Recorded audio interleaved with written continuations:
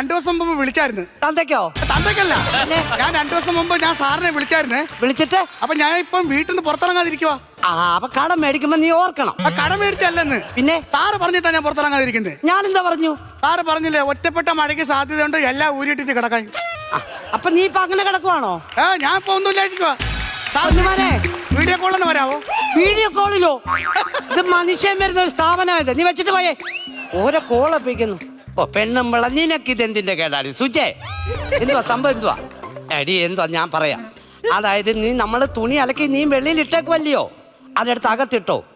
കാരണം ഇന്ന് മഴ പെയ്യത്തില്ലെന്നാ ഞാൻ പറഞ്ഞേക്കുന്നത്. പക്ഷെ അന്ന് ഇടിച്ചു കുത്തി പെയ്യും.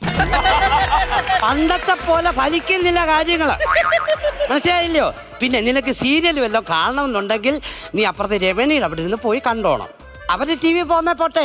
പിന്നെ അവിടെ ഫ്രിഡ്ജോ മിക്സിയോ ഒന്നും ഊരിയിടാൻ നീ പറയണ്ട, മനസ്സിലായല്ലോ?